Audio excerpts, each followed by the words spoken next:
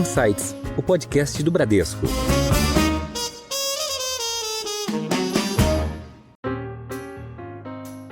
Tanto olhando para a renda fixa, né, quanto para a bolsa, se a gente olha qual é a melhor previsão do futuro, né? Você faz uma análise estatística e ver o que aconteceu com movimentos similares no passado. E olhando os últimos 5 ciclos, esse a gente está no 6º ciclo, a gente teve performance boa de renda fixa ativa, teve performance boa da bolsa. Acho que isso é um bom indicador para esse ano. Então, mesmo para aqueles investidores que gostam da bolsa, sabem que agora, nesse ambiente, aquela preocupação de não ter risco, de estar bem defendido, ele muda, e os investidores e a gente aqui, com uma equipe também bastante robusta de análise, consegue selecionar as empresas e os setores que tendem a ter a melhor recuperação, que pode se favorecer mais desse ambiente de juros menor, mas também do maior crescimento de lucro. Então, bastante oportunidade que a gente vê para o ano 2024 em renda variável. A gente vê que a customização ganhou muito espaço. O que eu quero dizer com isso? É entender o cliente e montar um portfólio para o cliente de acordo com o seu ciclo de vida, com o seu momento de vida, ou até mesmo o que a gente gosta de chamar aqui da sua jornada. Qual que é o objetivo desse cliente no médio e longo prazo, e você encaixa um portfólio customizado para o cliente. Esse é o nosso grande desafio aqui na indústria local. Olá e feliz ano novo! Você acabou de ouvir alguns dos nossos destaques de hoje, mas tem muito mais. Eu sou a Juliana Maeda e sejam bem-vindos ao nosso primeiro episódio de 2024 do Insights, o podcast que provoca um novo jeito de pensar. E olhando para trás, 2023 foi um ano bem desafiador, repleto de influências globais, inflação elevada, porém controlada, juros em queda no Brasil e eventos geopolíticos com mudanças climáticas. Quais balanços a gente faz e como é que começa 2024? Em que o investidor deve ficar mais atento? E onde estão as oportunidades que a Bradesco Asset enxerga? Para responder essas e muitas outras perguntas, a gente vai falar com o nosso time de especialistas da Bradesco Asset. Comigo nesse episódio, o CEO da Bradesco Asset, Bruno Funchal. Bruno, bem-vindo. Obrigado, Ju. Prazer participar com vocês, aqui com os meus amigos que a Ju vai introduzir. Eu não vou dar o spoiler ainda.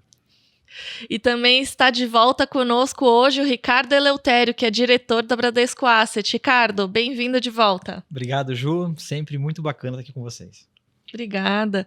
E também está conosco para esse debate o Felipe Bionchini, que é o CIO da Bradesco Asset. Felipe, bem-vindo ao Insights. Obrigado, Ju. Prazer bater esse papo aqui com você e com meus colegas Eleutério e Bruno. Bom, Bruno, eu queria começar com você, é uma questão, acho que talvez um pouco mais geral, eu queria fazer um balanço de como é que foi essa virada de ano, como é que foi 2023, e quais são os nossos assuntos prioritários do ponto de vista macroeconômico e de conjuntura econômica. O que a gente vai olhar para 2024? Ajuste fiscal, juros, inflação, meta, são várias perguntas aí pairando nas nossas mentes. O que a gente vai olhar para esse ano? Para tudo isso, né? Acho que 23, é bom fazer uma retrospectiva, né? Em 23, acho que você teve alguns destaques relevantes, acho que principalmente todo o processo de desinflação que ocorreu no mundo, a briga dos bancos centrais em fazer a inflação voltar para a meta. É óbvio que ainda tem essa dificuldade de fato chegar na meta, mas acho que o processo, né, de desinflação está sendo bem sucedido no mundo inteiro, mas como você mencionou também, o fiscal em 23 começou a ser um problema, e não só no Brasil, principalmente nos Estados Unidos. Né? E aí a gente sabe que os Estados Unidos é o player mais relevante do mundo, e quando você tem um fiscal pressionado, você tem reflexo de fato, né, na liquidez no mundo, né, e isso reflete muito nos emergentes. Então a gente viu esse movimento muito forte lá no mês, em 23 ainda, né, lá no mês de setembro, outubro, né, e isso trouxe volatilidade, né, pro ano de 23, mas no final do ano as coisas já começaram a melhorar, né, você teve um pouco de uma redução de incerteza relevante, o final do ano já foi melhor, e para 24 acho que o que diferencia de 23 é que enquanto 23 a gente teve um ano de juros altos para fazer o processo de desinflação, em 24 a discussão vai ser quando começamos a reduzir juros. O Brasil já começou a reduzir juros, mas você provavelmente vai ter um movimento mundial sincronizado, né, talvez não tão sincronizado quanto o aumento de juros, mas uma tendência de redução de juros, tá? No mundial, a nível mundial. E isso claramente reflete nos preços dos ativos, que o Felipe e o Elatório vão poder destacar melhor. E o fiscal sempre vai ser um fiel da balança. Acho que tanto no Brasil... É sempre a discussão que volta, né? O Marcelo, que é o nosso economista-chefe, ele falou uma frase que eu achei muito bacana. O fiscal está sempre em destaque, mas assim, não vai ser nesse governo não vai ter nem a crise nem a solução do fiscal. Então ele vai estar sempre de olho no fiscal, com o fiscal sendo relevante. Mas talvez o mais relevante é o fiscal dos Estados Unidos. Acho que isso vale uma discussão à parte, que isso pode fazer bastante diferença. A gente vai ter eleições também nos Estados Unidos, né? Também. Que eu acho que vai criar uma volatilidade. Isso traz um ponto de que provavelmente não vamos ter uma solução fiscal nos Estados Unidos no curto prazo. Então, dificilmente você vai ter uma solução para 25. Né? Nem em 24, nem provavelmente só lá depois de 25, depois da eleição, é que a gente pode começar a ter alguma melhoria do fiscal americano. E, Felipe, eu queria conversar um pouco mais sobre essa questão das decisões, das políticas monetárias, não só do Banco Central do Brasil, mas do Fed também dos Estados Unidos, com relação à taxa de juros, claro, e como é que essas decisões têm influenciado. A gente teve algumas decisões de pausar, últimas decisões de pausar, né, o aumento de taxa de juros nos Estados Unidos e alguns cortes no Brasil no ano passado. Como é que essas decisões têm afetado as nossas decisões para os nossos fundos, para as nossas estratégias? E acho que talvez a pergunta mais difícil da nossa conversa hoje: quais são as perspectivas para os drivers de desempenho para 2024 dos nossos fundos? Ju, pergunta muito boa, sempre muito difícil falar sobre o futuro, mas eu acho que a gente tem que se basear em aspectos aqui da nossa análise, né, de macroeconômica, que indica, como o Bruno falou, que o processo de inflação, de combate à inflação foi bem sucedido. A gente está vivendo já o período de desinflação. Isso é muito importante. Estamos vivendo um período de desinflação onde o patamar de juros, tanto no Brasil como no mundo, principalmente nos Estados Unidos, foi elevado para níveis que há muito tempo a gente não vê. Então a gente está vindo de um processo de desinflação com um nível de juro muito elevado. Se de fato a inflação for dominada, o espaço para queda de juros passa a ser muito grande. E a gente já está vendo aqui no Brasil, já estamos, né, fechamos o ano com quedas e tem perspectiva de quedas, praticamente mais quedas garantidas aí no ano agora que se começa. Então, o que a gente também tem de certeza é que a discussão sobre as questões fiscais, geopolíticas, questões de novidades em relação à tecnologia sempre trazem muita incerteza e sempre trouxeram em todos os ciclos. Mas algumas coisas que a gente tem muita convicção é que o mercado opera em ciclos. E a gente operou num ciclo dos últimos 3 anos de aperto de juros que foi um ciclo muito ruim para os ativos. Sim. E agora a gente entende que a gente entrou num ciclo que tende a ser bem positivo para os ativos.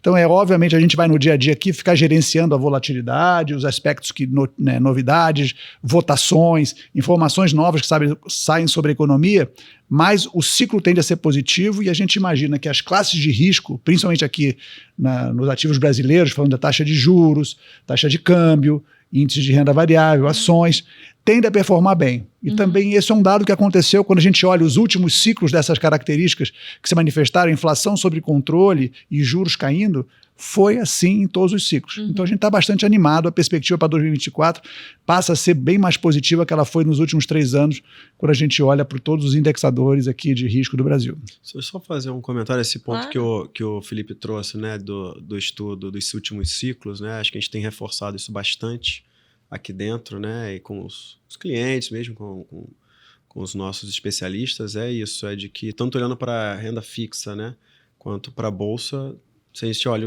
qual é a melhor previsão do futuro, né? É você fazer uma análise estatística e ver o que aconteceu com movimentos similares no passado. E olhando os últimos 5 ciclos, esse a gente está no 6º ciclo, a gente teve performance boa de renda fixa ativa, teve performance boa da bolsa. Então, acho que esse é um bom indicador para esse ano, dado que a gente vai estar num período de ciclo de queda, né, de juros. Acho que a gente observou isso no final de 2023, né, com a queda de juros e a bolsa tendo uma performance aí um pouquinho mais positiva. Eu queria mudar um pouco a direção da nossa conversa, falando um pouco de indústria de gestão de fundos. Ricardo, eu sei que nós sabemos que, olhando para o mercado de gestão de fundos, 2023 foi um ano desafiador, não só em questão de performance, mas de fluxo mesmo, né, de captação.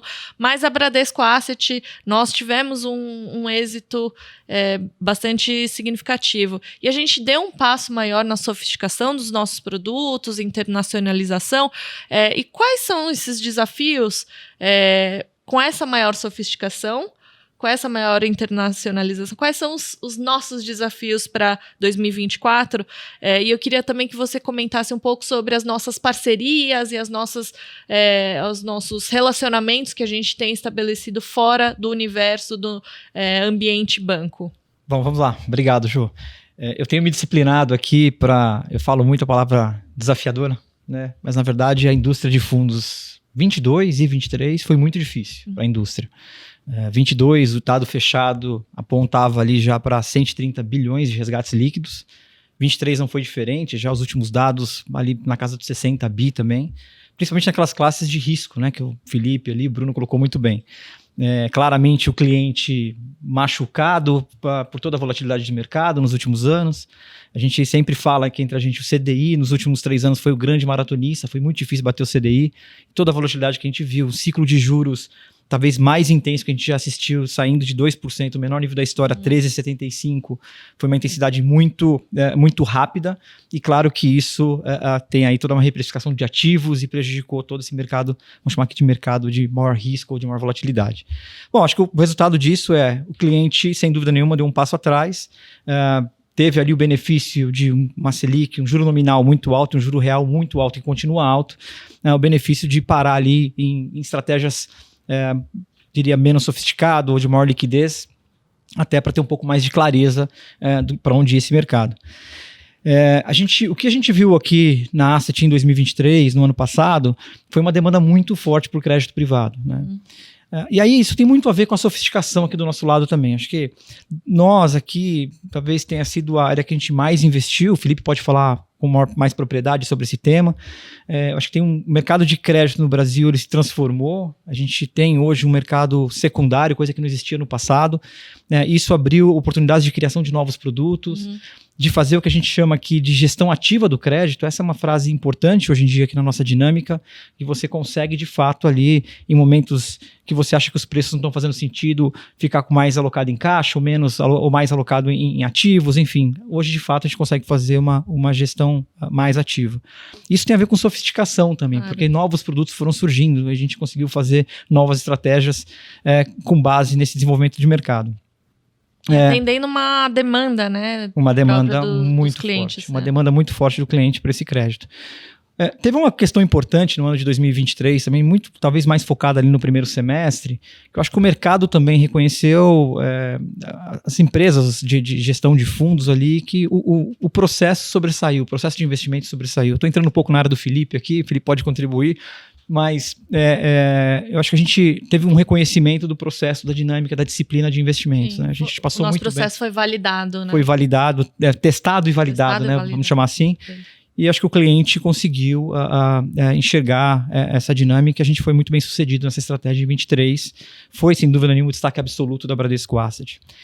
O que fez a gente, enfim, evoluir aqui na questão de captação líquida, diferente do que o mercado sofreu, a gente com um destaque positivo. Eleutério, não sei se está muito claro, mas o que é esse processo de validação? Acho que tem que deixar claro que foram os eventos de crédito, né? Exatamente. Acho que assim, como eu falei, né, Bruno, o primeiro semestre aqui para mim foi um divisor de águas do processo de investimento. Processo e disciplina de investimentos. O ativo correto, no produto correto, no perfil correto. Acho que a gente conseguiu aqui, com muito sucesso, evitar qualquer prejuízo para os nossos cotistas, para os nossos clientes, e com uma performance muito consistente. Sim. E isso foi premiado aqui, fomos premiados aqui com novas captações, novos clientes. O que abriu também a possibilidade de novas demandas surgindo, a gente alinhado com a nossa estratégia de buscar novas parcerias, como você bem colocou. No mercado local, a gente deu um passo importante criando uma nova área dentro da Bradesco Asset dedicada a estar próximo das plataformas. Acho que dado esse sucesso aqui do produto, da performance, isso ajudou muito a gente a se posicionar e tem sido um sucesso. A gente já entra aqui em 24 também, já apontando para um sucesso para esse ano também. Foi muito bem sucedido. E um outro desafio que eu brinco aqui com o Bruno, com o Felipe, 2023 também, nós ficamos muito tempo dentro de avião. Então, viajamos aí o mundo levando os nossos produtos. A gente sempre teve aqui a convicção de que a gente estaria muito bem, estava bem posicionado com as estratégias. A gente conseguiu, enfim, América Latina, Estados Unidos, Europa, Ásia, colocar... Até dentro do Brasil, né? Até dentro do Brasil também. Viajamos bastante dentro do Brasil. Quase um continente inteiro. Exatamente. Né? Levando também aí o que a gente chamou de internacionalização dos nossos produtos, tentando levar também estratégias para os clientes não residentes ou para o mercado internacional. E foi um êxito. Claro, tem desafios. Nosso desafio principal é continuar crescendo, né? É natural. Tem muito aprendizado também. Acho que essa dinâmica de internacionalização, você aprende muito na dinâmica de discussão de produto com os clientes. É uma dinâmica completamente diferente, mas acho que foi muito positivo nessa linha. É importante, e acho que com o que tem acontecido com o China, o Brasil está bastante em destaque, né, para os investidores internacionais. E eu queria voltar para o Bruno.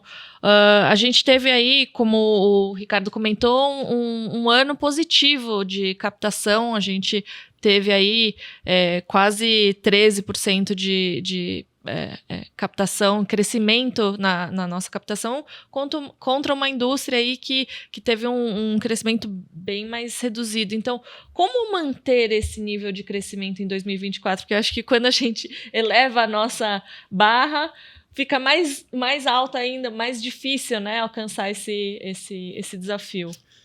É verdade. Mas é aprender, né? Aprender com o que a gente fez que deu certo, mas também aprender com o que a gente fez que não deu certo. Acho que é muito do sucesso da área do Felipe e da área do Eleutério, né? Eu vou juntar um pouco do que cada um fez. Então, por exemplo, a primeira, performance consistente. O Eleutério falou do crédito. Então, é a gente ter o produto certo. Primeiro, entender o que o investidor quer. O cliente colocar o cliente como centro. O que ele quer? Qual é a demanda dele? E ter um bom produto para ofertar. E aí eu destaco o crédito, que está uma boa performance, teve os eventos de crédito que acabou ajudando a gente a se diferenciar ainda mais, e coloco também a classe de renda fixa ativa, que a gente lançou produtos novos de renda fixa ativa. A Previdência teve um produto de bastante sucesso também, que faz todo sentido com esse período de ciclo de queda de juros. E provavelmente vai ser um produto de destaque para o ano que vem. Mas não é também só o que o cliente demanda que a gente oferta, porque muitas vezes o cliente às vezes não conhece algum produto. Então a gente tem um trabalho de levar conhecimento educacional para a nossa rede e levar produtos novos. Aí eu destaco o Fiagro, que foi o que a gente ofertou no final do ano. Então, tá próximo do cliente, entendendo o que ele quer, explicando os produtos, como eles têm performado. Aquele período que a gente falou, né, de setembro, outubro, foi um período muito difícil, né, para a bolsa, para os produtos de renda fixa, para os fundos em geral. Então a gente está perto da nossa rede, dos especialistas, dos clientes, explicando o porquê do problema, e a gente mantendo nossa convicção de que, né, era o produto correto, também acho que ajuda muito. Acho que é manter isso, é manter essa proximidade com a rede, a proximidade com os clientes, avanço nas plataformas e entregar performance consistente e produtos, o que a gente puder fazer de inovador, que seja bom para o cliente, a gente tem que fazer. Certo. E, Felipe, a gente falou bastante de crédito, o Ricardo até comentou que a gente cresceu, a nossa equipe. Se você puder comentar um pouquinho do que foram os destaques de 2023, que a gente já falou, a gente conseguiu evitar as perdas, né? E o que você enxerga para 2024? Se você puder também comentar um pouquinho do que a gente fez na nossa equipe de crédito no ano passado? Claro, Ju. Realmente foi 2023 foi um ano de bastante destaque, onde a gente conseguiu se diferenciar, né, de vários aspectos. Isso é o trabalho do investimento, né, que a gente fez na área de crédito há muito tempo, mas é uma equipe que já vem muito robusta. Hoje ela tem 19 pessoas com bastante experiência. O mercado de crédito é um mercado diferente, ele tem os ciclos meio deslocado dos ciclos dos outros mercados de renda fixa, renda variável, câmbio, né? Ele tem uma dinâmica meio própria, porque os investimentos acabam vindo muitos investidores querendo entrar no mercado de uma hora só, e a parte da oferta de título depende um pouco do mercado de capitais, da demanda das empresas.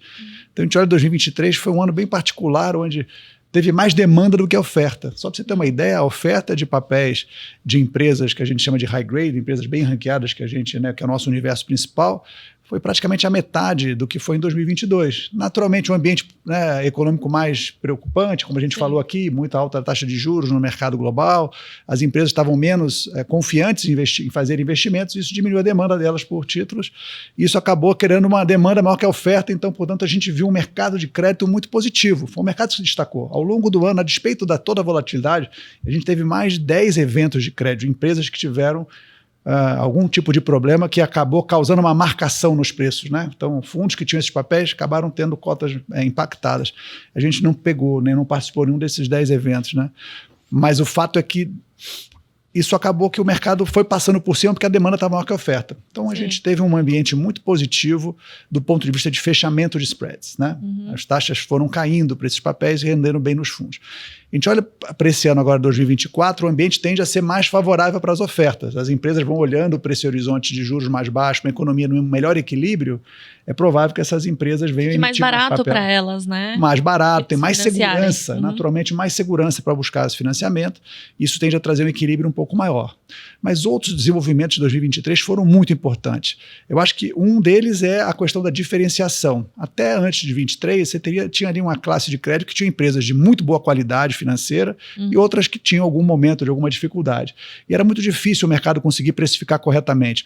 Por um ponto que o Ricardo colocou, que o mercado secundário não era tão claro, então não tinha marcação efetiva, e os investidores acabavam que compravam como se fosse tudo mais ou menos a mesma coisa.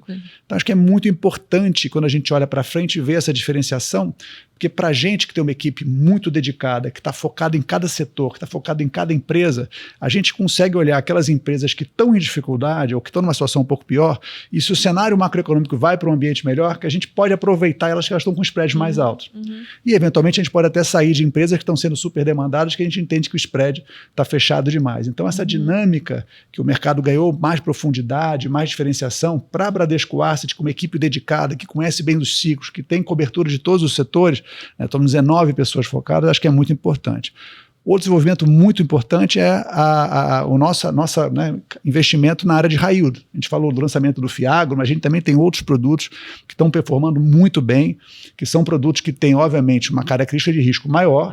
Mas, portanto, também traz um retorno muito bom, muito elevado em relação aos padrões históricos dos fundos de crédito. E, obviamente, com toda essa governança, esse processo que foi comentado aqui, isso também dá uma segurança importante para os investidores, né? Então, acho que esses são pontos importantes. A gente está bastante animado com o desenvolvimento do mercado de crédito. Notadamente, temos que se acompanhar, porque o fechamento dos spreads foi significativo. A gente tem essa mobilidade de poder fazer mais caixa, como o Ricardo falou, né, no mercado secundário para diminuir a nossa exposição se achar que os spreads estão muito fechados, mas as oportunidades que surgiram pela diferenciação e pelo desenvolvimento do mercado de high yield, a gente está muito animado com esse mercado para frente. A gente possivelmente poderia ser um pouco mais tomador de alguns papéis, alguns riscos, alguns setores diferentes. A gente está de olho em vários setores que a gente sabe que tem situação um pouco mais delicada, mas na medida que o ambiente macroeconômico se desenvolve para uma situação mais robusta, a gente pode antecipar e pegar esses papéis que estão em spread maior, apostando que a situação vai melhorar e, portanto, os spreads fechar e realizar resultados. A importância de ter uma equipe dedicada com especialistas em cada... É determinante. São muitos setores, muitas empresas, muitas operações, é importante ter uma equipe grande, dedicada, que isso faz a diferença.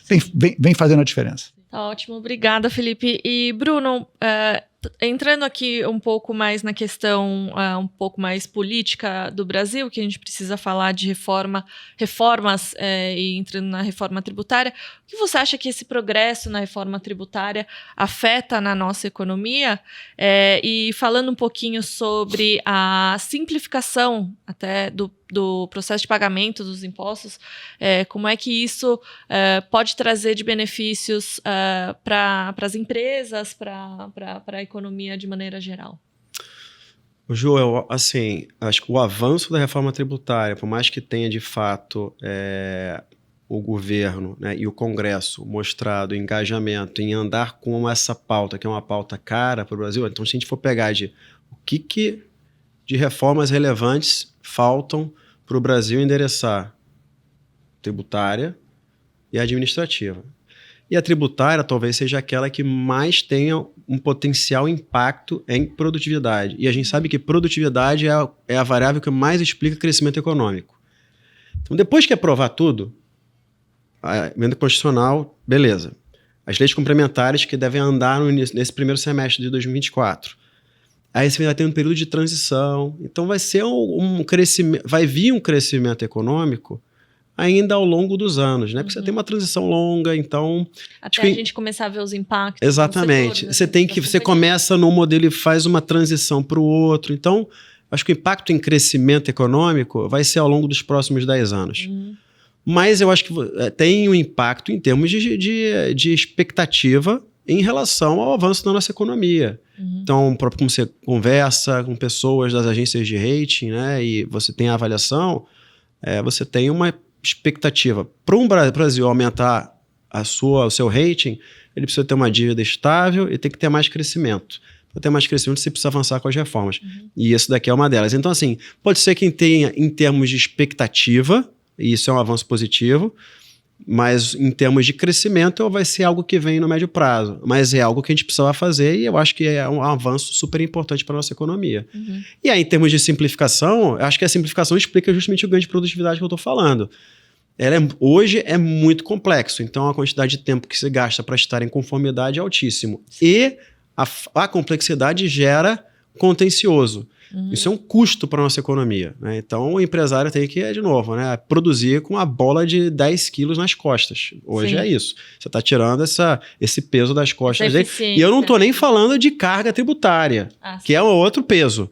Mas eu estou falando do custo que ele tem para estar em conformidade. Se a gente consegue endereçar esse problema e reduzir o custo de conformidade, do contencioso, que é muito grande no Brasil, eu acho que a gente tem um espaço grande para crescimento. E aí hoje o impacto é mais um sinal de que a gente continua no caminho certo.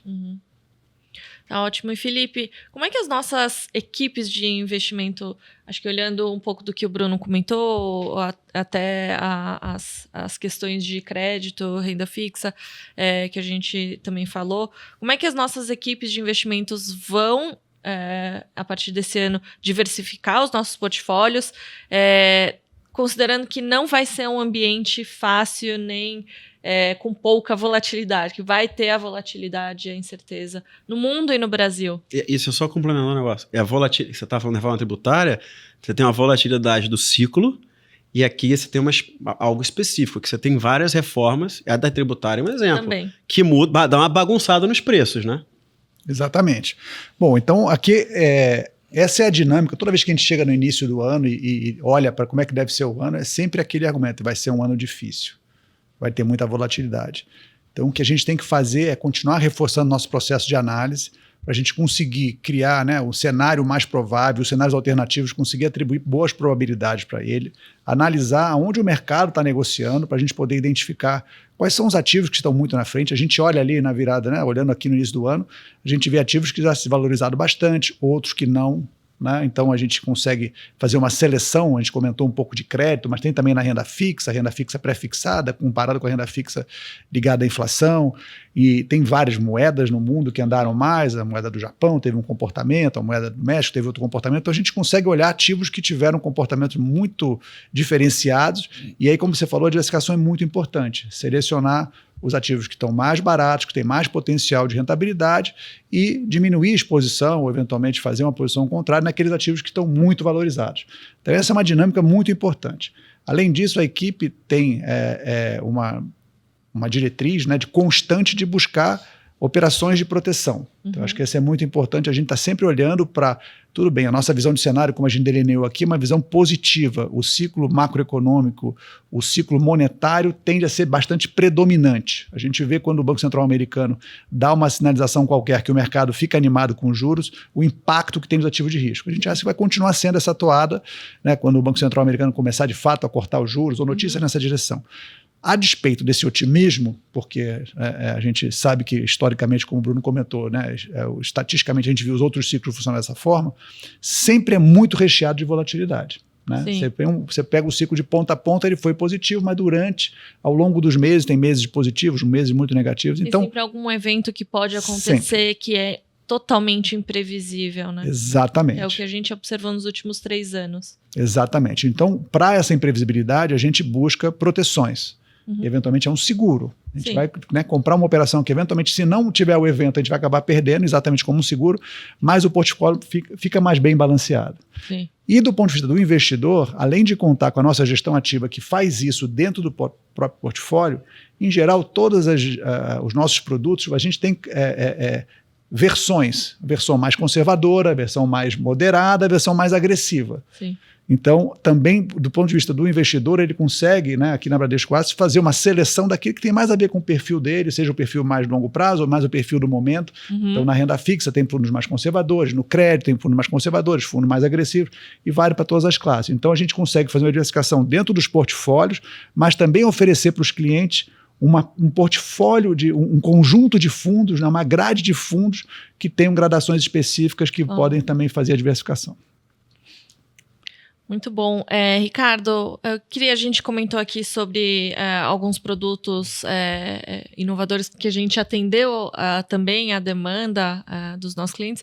A gente lançou no final do ano passado o Fiagro, né? E eu queria que você tentasse pegar a sua bola de cristal, quais vão ser as tendências para 2024 e 2025 até, que você tem acompanhado, que vão pautar o nosso dia a dia. E se você puder fazer uma breve explicação do que é o que foi o Fiagro para nós, para a Bradesco Asset.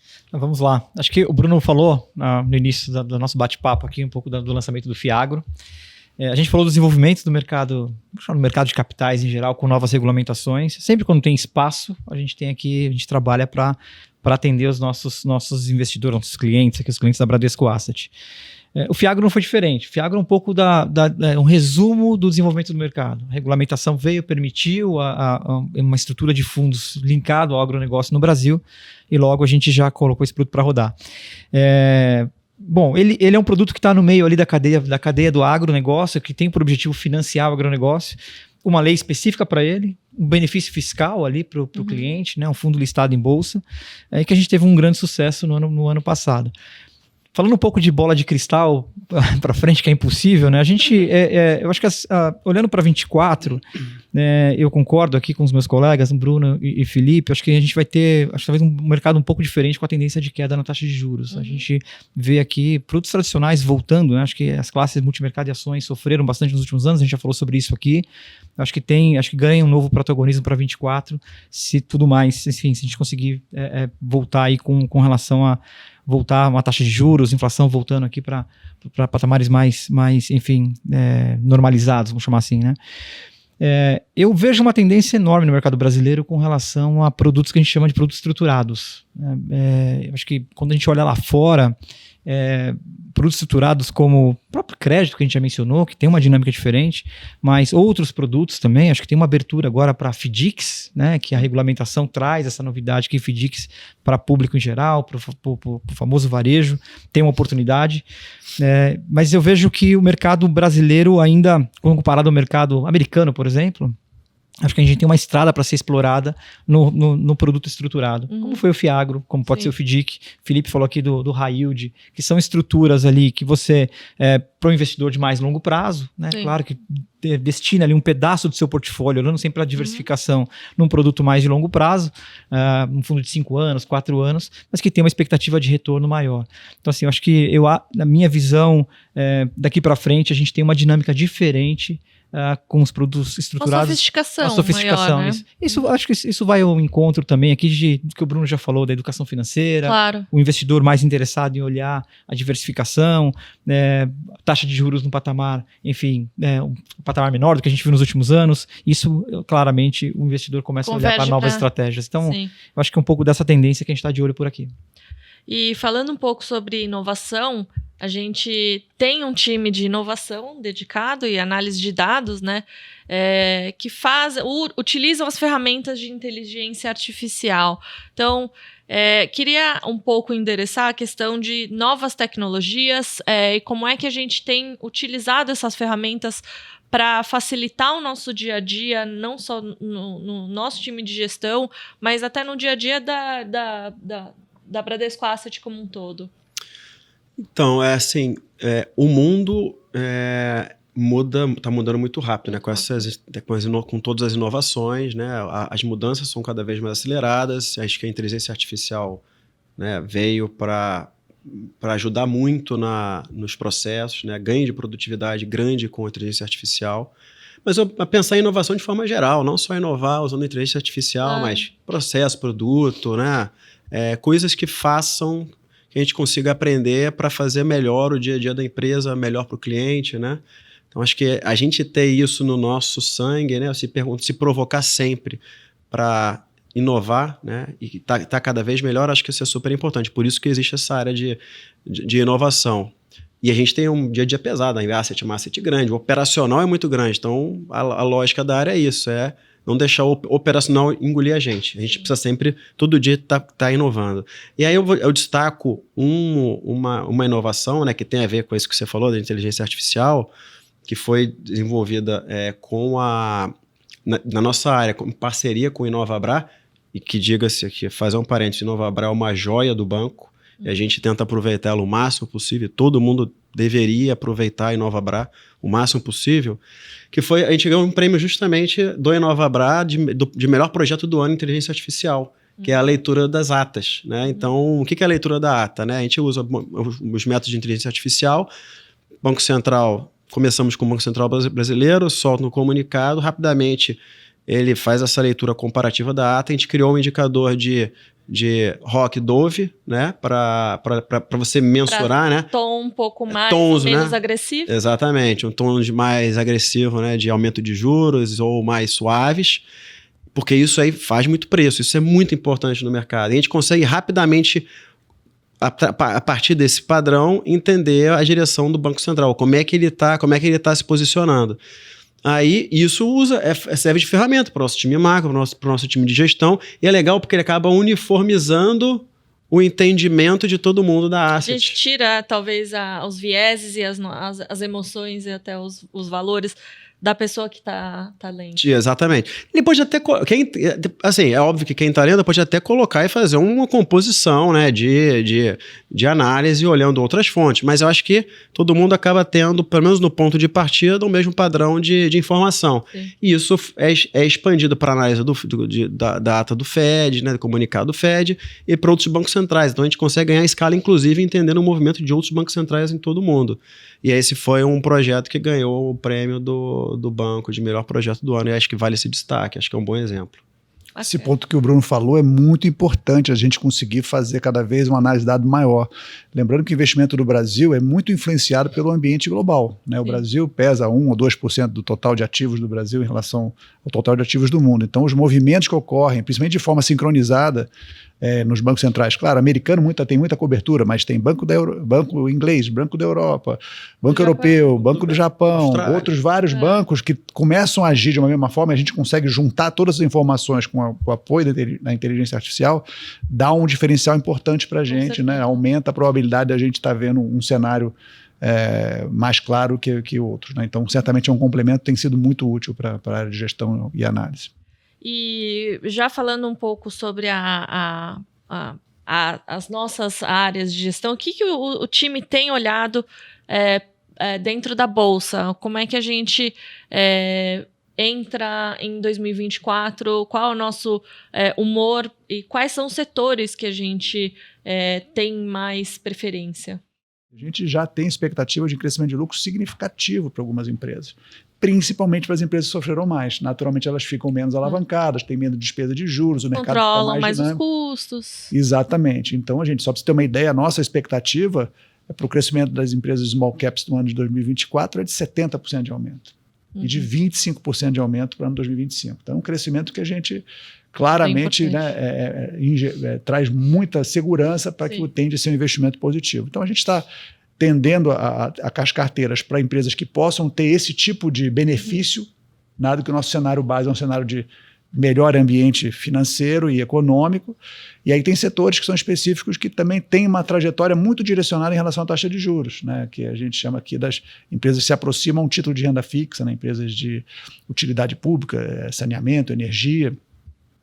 Então, setores que tendem a performar muito bem também. Então, a gente também gosta de de fazer essa seleção setorial. E dentro de setores tem empresas também que têm características que podem se beneficiar mais. Então é um espaço muito grande para aquilo que a gente chama de gestão ativa. Sim. Então mesmo para aqueles investidores que gostam da Bolsa, sabem que agora nesse ambiente aquela preocupação de não ter risco, de estar bem defendido, ele muda, e os investidores e a gente aqui, com uma equipe também bastante robusta de análise, consegue selecionar as empresas e os setores que tendem a ter a melhor recuperação, que pode se favorecer mais desse ambiente de juros menor, mas também do maior crescimento de lucros. Então, bastante oportunidade que a gente vê para o ano 2024 em renda variável. E, de novo, só para voltar naquele ponto, uma característica da Bradesco Asset, a gente tem produtos que têm várias características. Tem aqueles que são mais perto, que tendem a rodar mais perto do Ibovespa, tem aqueles que vão estar mais concentrados em small caps, tem aqueles que vão estar com maior flexibilidade, outros mais focados em dividendos. Isso faz muita diferença, né? Sim, no claro. Tem uma gama para atender os clientes, né? Exatamente. Tá ótimo, obrigada, Felipe. A gente falou aqui ano passado bastante sobre a mudança na regulamentação de fundos, né, com a nova instrução da CVM a 175 substituindo a 555, mas também eu queria falar um pouco sobre a personalização, a adaptação às necessidades dos clientes, a trazer soluções próximas ao que o cliente realmente quer e que essa regulamentação acaba beneficiando também. Então, queria falar um pouco sobre essa tendência que a gente observa lá fora dessa questão da customização de soluções. Não, legal, Ju. Eu acho que esse é um tema que eu gosto bastante, né? A gente, que é o tema da customização. É claro que a gente aqui, é parte do nosso dia a dia levar o produto correto para o cliente correto, né? O cliente, quero dizer assim, pelo perfil de risco do cliente e adequar ali a oferta para esse cliente. Mas o tema da customização é um tema que a gente gosta de debater aqui. Quando eu olho o mercado, e é uma tendência, quando a gente olha o mercado americano, principalmente, que está, na minha visão aqui, talvez um pouco mais na nossa frente com relação a essa oferta de produtos, a gente vê que a customização ganhou muito espaço. O que eu quero dizer com isso? É entender o cliente e montar um portfólio para o cliente de acordo com o seu ciclo de vida, com o seu momento de vida, ou até mesmo o que a gente gosta de chamar aqui da sua jornada.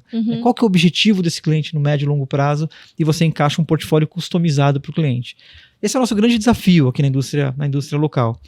Mas eu acho que é um item interessante para debate. Mais uma vez, acho que é um outro tema que, na minha opinião, é um caminho sem volta, e que a gente deve apostar. No ano passado, a gente fez um produto aqui muito parecido com o que a gente está falando aqui, um produto de previdência, que ele tem uma data-alvo, né, que ele é um ciclo, olhando a perspectiva do cliente, qual que é o objetivo do cliente, e a gente consegue colocar produto 2040, 2045, 2050, atrelado àquele objetivo.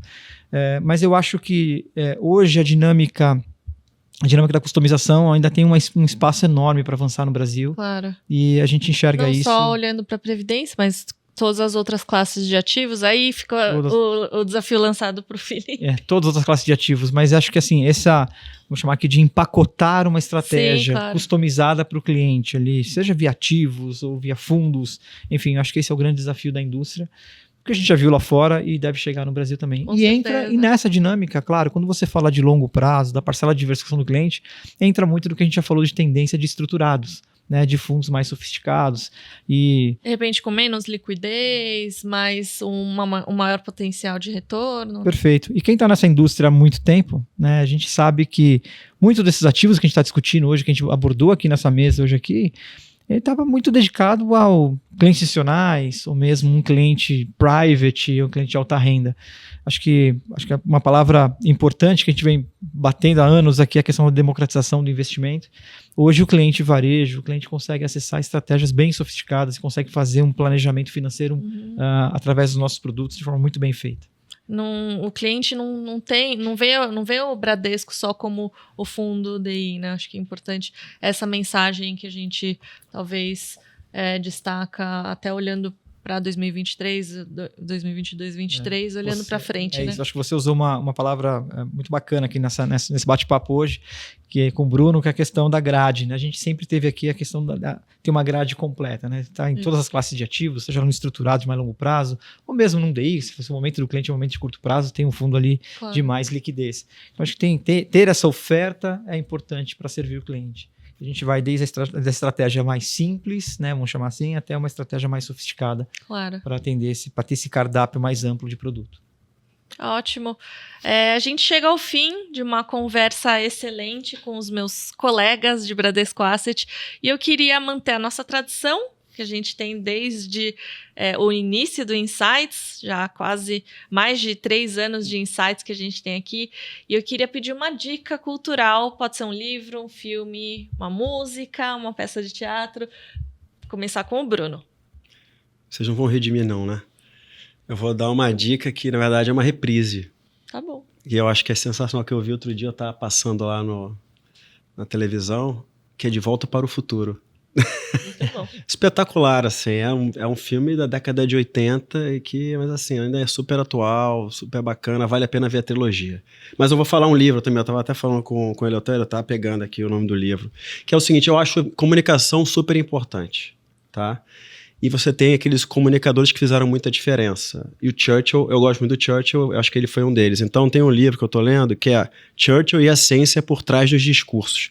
Como as palavras se transformam. Uhum. Então, eu acho que vale como aprendizado, assim, o poder das palavras. Né? Acho que a gente tem um poder e tem que saber usar esse poder. A gente viu isso nesse ano, tem muita diferença quando você se aproxima e comunica bem. Acho que faz toda a diferença no nosso trabalho, tanto internamente quanto externamente. Claro. Felipe? Esse ano, o ano de 2023 me chamou muita atenção, principalmente em relação às mudanças, né, ligadas à tecnologia. A gente falou de inteligência artificial e vários movimentos geopolíticos, enfim, a dinâmica, né, preferências, né, das pessoas. Então, a dinâmica é muito grande e a gente, como investidor, analista, que faz esse papel também para nossos clientes, né, de tentar antecipar essas... A gente tem que estar preparado para entender quais são essas mudanças e é sempre muito difícil, né? Como é que você se prepara? Eu fui pesquisar um pouco sobre isso e entendi que tem processos que ajudam a gente a fazer isso e algumas pessoas que foram destaques, né, muito, muito marcantes, né? Então, eu vou dar um exemplo, né, do presidente da Microsoft, que é o Satya Nadella, que escreveu um livro que chama-se Pressione o F5, ou em inglês Hit Refresh.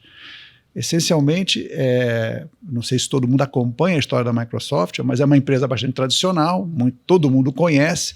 Todo mundo usa. Todo mundo usa, acho que todo mundo talvez não tenha a dimensão dessa. É uma empresa que, quando ele assumiu, ela valia 300 bilhões de dólares de valor de mercado, e hoje ela vale quase 3 trilhões. Né? Então é uma empresa que ainda continua com uma expectativa, os investidores continuam com expectativa de crescimento forte para ela, e ele pegou esse ambiente de transformação, de mudança tecnológica, e conseguiu ser um vencedor, não há dúvida. Né? E é uma das maneiras que ele mostra que começa com as habilidades pessoais. Uhum. Que tipo de habilidade que a pessoa que está atenta a essa transformação precisa ter, são questões de empatia, colaboração, entendimento, se colocar no lugar do cliente, se colocar no lugar do colega, comunicação, como o Bruno falou.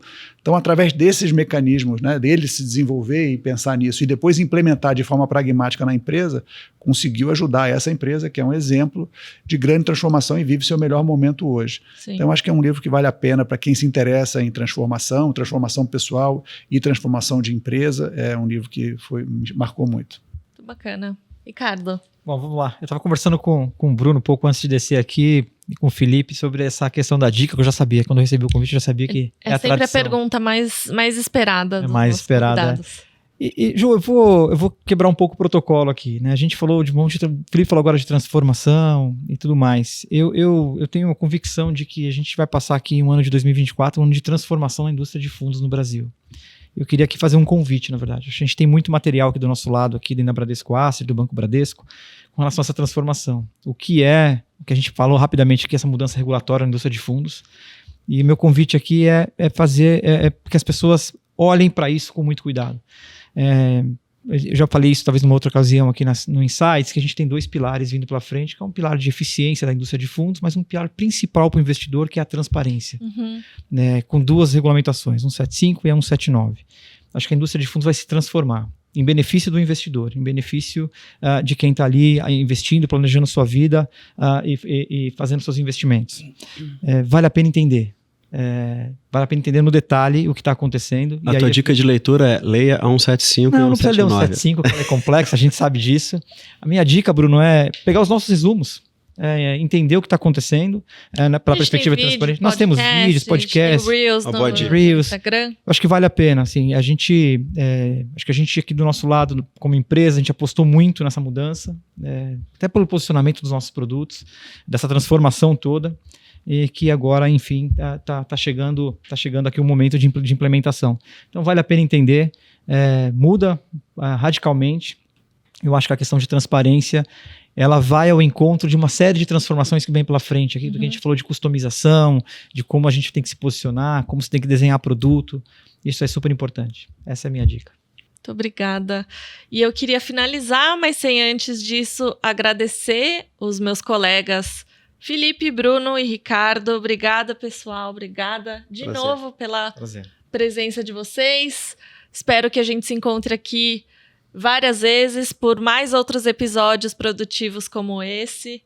E agradecer quem está nos ouvindo também, nos acompanhando já faz quase mais de 3 anos, né? A gente está no ar. Toda semana tem episódio novo.